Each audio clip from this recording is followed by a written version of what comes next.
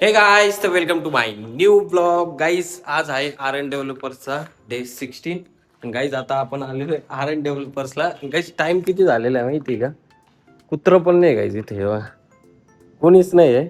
कोणीच म्हणजे कोणीच नाही. तिकडं पाईप पेंट मारून ठेवलेलं आहे. इकडं ब्रांच वगैरे बनवायचं काम चालू आहे. हे बघा गाईज आता इथं किती ब्रांच बनवून ठेवलं आहे. फक्त रेड्यूसर काही सॉकेट मारले. हा हे बघा गाईज 1 2 3 4 5 6 7 8 9 10 11 12 13 14 15 16 17 म्हणजे 25 एक ब्रांच बनवून ठेवलेलं आहे 25 32च्या. सो गाईज तर आता आपल्याला म्हणजे टाइम झालेला आहे संध्याकाळचे 9. आपण यायचं कारण काय होतं माहिती गाईज? आता आपल्याला काम बघायचं आहे का नेमकं आज काळे साहेबांच्या माणसांनी किती काम ओढलेलं आहे.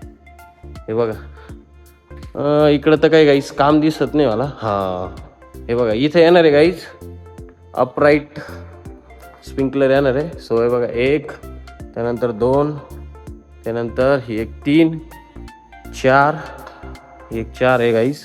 त्यानंतर इकडे एक 5 म्हणजे 5 ब्रांच लावून झालेलं आहे. बट यांची फुल वेल्डिंग झाली आहे का नाही गाईस ते तर मला पण माहिती नाही. सो आपण बघू आता. नाही गाईस काल जेवढं काम झालेलं तेवढंच. म्हणजे आज यांनी गाईस काम काय केलेलं आहे माहिती का? 5 ब्रांच वगैरे लटकवले आहे आणि इथं येणार आहे अपराईट स्प्रिंकलर.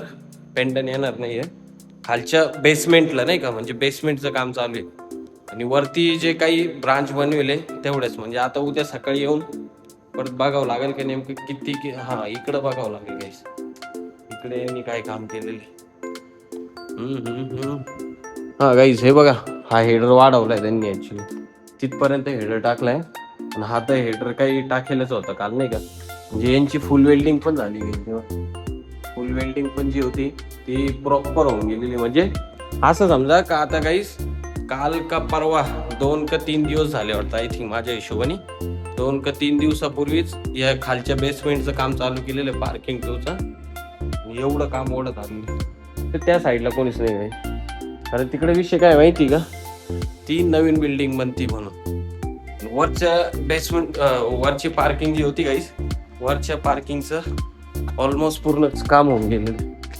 हे बघा म्हणजे खालच्या याचे गाईस ब्रांच बनले आहे ना. खालची जी पार्किंग आहे त्याचे ब्रांच बनलेले आहे सगळे. आणि आपली पहिले जे पार्किंगचं आपण काम करत होतो आणि वरचं जे होतं गाईस वरचं म्हणजे जे काही डिसिजन होतं ते डिसिजन भेटलेलं आहे. बट आता काळे साहेबांचं म्हणणं असं आहे की खालची जी बेसमेंट आहे म्हणजे जी पार्किंग आहे पार्किंग तिचं काम फायनल झाल्याशिवाय आपण आता वरती हातच नाही घालायचं. म्हणजे खालची ही पार्किंग एक फायनल होऊन गेलेली आहे. याच्यानंतर ती खालची पार्किंग फायनल होईल.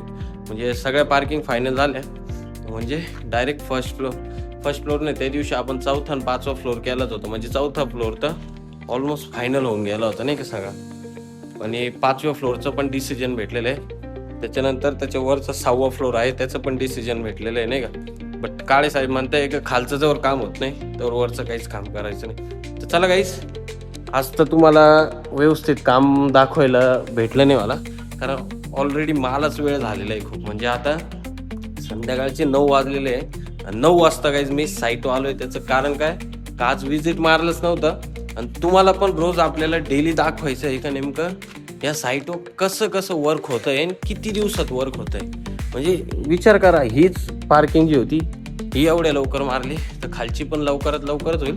फक्त जे फ्लोर आहे गाईस फ्लोरला थोडा वेळ लागणार आहे आपल्याला कामांसाठी नाही का? म्हणजे स्टेप बाय स्टेप काम उचलावं लागणार आहे. तर चला गाईस आता मी निघतो घरच्या प्रवासाला कारण तुमच्या भावाला जायचं आहे आता जिमला नाही का? गाईज आय होप की तुम्हाला RN डेव्हलपर्सचे ब्लॉग नक्कीच आवडत असेल तर तुमच्या भावाचे चॅनल सबस्क्राईब करा, व्हिडिओ लाईक करा, कमेंट करा.